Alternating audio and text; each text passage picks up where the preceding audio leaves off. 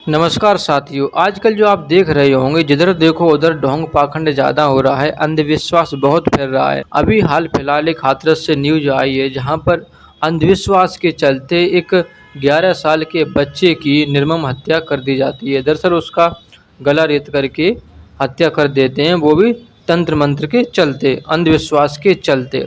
दरअसल वाकया ये हुआ था, 22 सितंबर को एक बच्चा था जिसका नाम कृतार्थ होता है। स्कूल का नाम है डीएल पब्लिक स्कूल जो हाथरस में है। तो उसके मालिक था, जो उसके पिता का एक अनुमान था कि यदि हम किसी बच्चे की बलि दे देते हैं, जब बलि दे देंगे तो स्कूल हमारा ज़्यादा चलेगा, ज़्यादा बच्चे आएंगे तो हमारा स्कूल ज़्यादा प्रोग्रेस करेगा, अच्छी तरक्की करेगा, कारोबार अच्छा बढ़ जाएगा। तो इसी को चलते उसने पहले भी 2 बच्चों की कोशिश की निर्मम हत्या करने की। एक बच्चा और था जिसका नाम था राजा, उसको भी एक दिन इन्होंने ऐसे ही पकड़ लिया और पकड़ कर उसको जो है ना गला दबा रहे थे। तो वह अचानक से जग जाता है, तो वह शोर मचाता है, तो वह तो बच जाता है। एक लड़का और था, उसको भी इसके साथ ऐसा ही किया, तो वह भी बच जाता है। लेकिन बेचारा कृतार्थ जिसकी उम्र 11 साल थी और सेकंड क्लास में पढ़ता था, तो उसको जो है ना, और हॉस्टल में ही रहता था, उसको मालिक का बेटा और उसके साथ और 2-3 लोग थे, यानी कि ये 5 लोग थे। तो बच्चा सो रहा था और सोते हुए बच्चे को उठा लिया। जैसे ही उठा करके चलते हैं तो बच्चा जग जाता। अब बच्चा जग गया, रात का समय था, तो उन्होंने वहीं पर उसका गला जो है ना कस के पकड़ लिया और नाक दबा ली। सांस नहीं आई तो वह बेचारा मर जाता है। जो स्कूल का जो मालिक था उसने तुरंत फ़ोन किया बच्चे के पिता से, तो बच्चे के पिता से कहा कि आपका बच्चा बहुत बीमार है, हम इसे हॉस्पिटल ले जा रहे हैं, आप जल्दी आ जाइए, घबराइए मत और ना ही किसी को बताइए, जल्दी आ जाइए। तो वह आनन फानन भी लोग आए, तो उन्होंने देखा कि बच्चा स्कूल में नहीं मिला। और जो मालिक का बेटा था उसने जो है ना बच्चे को गाड़ी में रख करके, अपनी गाड़ी में, और कभी इधर से उधर जाता, कभी उधर से उधर जाता, यानी पूरे शहर के चक्कर लगा रहा था। थोड़ी देर बाद खुद लड़के के पिता ने देख लिया कि गाड़ी यही मालिक की गाड़ी है, और गाड़ी रुकवाई तो देखा पीछे वाली सीट पर बच्चे की लाश पड़ी थी। वह बहुत रोए, देखने लगे कि ये क्या हो गया, और फिर उन्होंने तुरंत पुलिस को फ़ोन कर दिया। पुलिस आई तो पुलिस ने फिर कोशिश की ऐसे क्या हुआ, तो मालिक ने कहा कि इनका बेटा बहुत बीमार था, जो है ना हॉस्पिटल ले जा रहा था, तो रास्ते में ये ख़त्म हो गया। कुछ बातें अजीब तरीके की करी तो पुलिस को शक हुआ कि ऐसा तो नहीं हो सकता। तो फिर खूब पूछताछ की, तो उन्होंने फिर कबूल लिया कि ऐसे ऐसे करके ये किया गया। तो पुलिस ने पूरी स्कूल की तलाशी ली, और तलाशी ली तो वहीं पास में जो है ना तंत्र मंत्र जो है ना लोग करते हैं, कुछ प्रोडक्ट डले हुए मिले थे, कुछ मूर्ति मिली थी।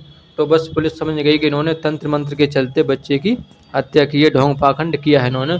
फिर 5 लोगों के खिलाफ एफआईआर कर दी और फिर उन्हें जेल भेज दिया। तो ये किया उस कृतार्थ के साथ जो उन्होंने निर्मम हत्या कर दी उस बेचारे की। क्या दोष था उसका? सिर्फ किसके चलते? अंधविश्वास के चलते, तंत्र टोटका के चलते।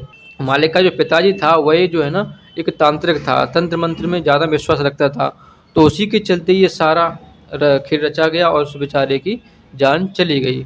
और उससे पहले भी 2 बच्चों की मतलब मारने की कोशिश की गई थी, लेकिन वो बेचारे बच जाते हैं। तो आप सोचो किस तरीके से ये अंधविश्वास फैला है हमारे आपके समाज में। जो कुछ भी जो लोग तंत्र मंत्र सीखते हैं या फिर तंत्र मंत्र करते हैं, तांत्रिक अपने आप को बताते हैं, तो कितना ढोंग पाखंड फैलाते हैं, जबकि कुछ नहीं होता है। सब ढोंग पाखंड के चलते अपना बिजनेस बढ़ा रहे हैं।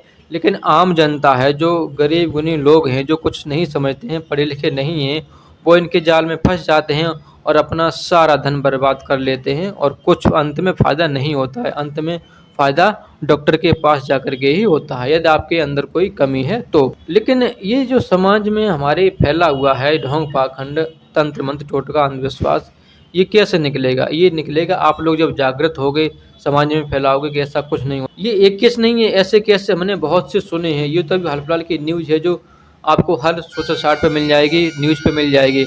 लेकिन ऐसे किस्से हमने पहले और भी सुने हैं। हमारे आसपास में लोग पहले बताते थे कि वहाँ पर एक भट्टा खुला हुआ है और उस भट्टे में 2 लोगों की बलि दे दी गई है, यानी वो भट्टा चालू होने से पहले उसमें 2 लोगों को जिंदा जला दिया गया था। जिंदा मतलब वहाँ पे उनको भट्टे में झोंक दिया था। तो ऐसे ऐसे न्यूज़ हम सुनते थे पहले, कुछ दिन पहले, तो हम सोचते थे कि शायद हाँ ऐसा हो सकता है। लेकिन जब जानकारी मिली तो ऐसा कुछ नहीं होता है। लोग जो है ना अंधविश्वास के चलते दूसरे को जो है ना हानि पहुंचाते हैं, तो ये गलत है। खुद आप पढ़े लिखे समाज में रह रहे हो, आप खुद समझ सकते हो कि क्या अच्छा और क्या बुरा है। ऐसे ढोंग पाखंड से आप दूर रहिएगे, और आपके आसपास खुद सोचिएगा कि आपके आसपास भी ऐसे बहुत से ढोंग पाखंड होते होंगे जहाँ पर न जाने कितने लोग फंस जाते हैं। और ज़्यादातर हमारी महिलाएं जो बहुत ही सीधी सादी होती हैं और नहीं समझ पाती हैं, महिलाएं जल्दी बातों में आ जाती हैं इन बाबाओं के, इन पाखंडियों के चक्कर में, तो बेचारी फंस जाती है। कुछ बाबा ऐसे भी आपके आस पड़ोस में आते होंगे जो दावा करते हैं, आपका हाथ देखते हैं और कहते हैं कि आपके अभी दिन दशा खराब चल रहे हैं, आपका अभी दिन ऐसे गुजर के गए हैं और आपके जल्द आने वाले दिन संभल जाएंगे। तो वो आपसे कुछ चमत्कार दिखाएंगे, मतलब अपनी हाथ की सफाई दिखाएंगे, तो आपको लगेगा कि ये सच में चमत्कार हो रहा है, लेकिन वो चमत्कार नहीं होता है। आप उनके जाल में फंस जाते हो। वो इस तरीके से बात करते हैं, तो जब आप उनके जाल में फंस जाते हो तो फिर वो कहते हैं कि मुझे 500 रुपये चाहिए, मुझे 1000 रुपये चाहिए, तो आपका ये काम हो जाएगा। तो माताएं बहनें तो बहुत नाजुक होती हैं, मतलब उनकी बातों में जल्दी आ जाती हैं, इंसानों की बातों में, और वो उनके चक्कर में फंस जाती हैं। तो ऐसा समझो, खुद समझो, अगर ये इतने ही शक्तिशाली थे, इतना ही जानकार थे, तो क्यों ये दर दर भटक रहे हैं, लोगों को इस तरीके से लूट रहे हैं, 500 1000 रुपये करके क्यों लूट रहे हैं? सोचो, अगर दिन भर में ये 50 लोगों से मिलते और 50 लोगों से मिलने के बाद अगर 10 लोग भी इनको पैसे देते हैं, और सोचो 10 लोग अगर 500 रुपये देंगे तो कितना रुपया हो गया? दिन का 5000 रुपया।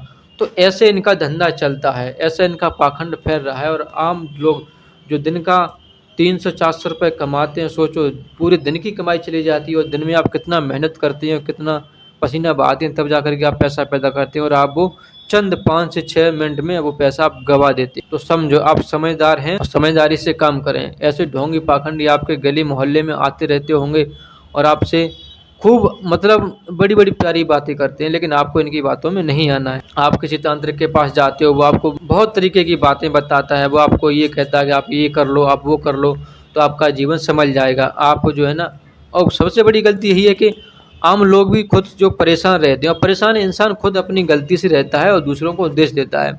दरअसल जैसे आप काम नहीं करते हो, अब अगर आप काम नहीं करोगे तो आप किसी बाबा के पास जाओगे, बोलोगे कि महाराज जी मेरा काम नहीं चल रहा है, पता नहीं क्या हो गया, मेरा दिन दशा बहुत ख़राब है, मुझे तरक्की कैसे मिलेगी? तो आप ये बताओ, आप खुद काम नहीं करना चाहते, आपका मन ही नहीं लगता खुद काम करने में, तो जब पैसा नहीं आएगा घर में तो घर में कलेश होगा, जब घर में कलेश होगा तो आपका दिमाग ख़राब होगा, जब दिमाग ख़राब होगा तो आप ऐसा कुछ कदम उठाने की कोशिश करेंगे जिससे अपना, एक बार तो आप ये सोचोगे अपना जीवन ही ख़त्म कर लूँ। तो ऐसे ऐसे लोग बात सोच जाते हैं, फिर वो अंत में सोचते हैं चलो किसी बाबा से जाकर के पूछ लेते हैं, किसी तांत्रिक से जाकर के पूछ लेते हैं। जब तांत्रिक के पास जाते हो, तांत्रिक तो वो अपनी, मतलब वो अपने फ़ायदे के लिए बैठा है, वो बस आपका हाथ ऐसे ही देखता और बता देता है कि आपका भी दिन दशा खराब चल रहे हैं, आपका ये चल रहा है, आपका वो दोष खराब है, आपके ये ग्रह नक्षत्र खराब चल रहे हैं, अगर आप ऐसा करोगे तो आपको घर में धन की बरसात होगी। और लोग उनके जाल में फंस जाते हैं और 1000-500 रुपये दे देते हैं, और अंत में क्या होता है? कुछ नहीं होता है, बस यही होता है।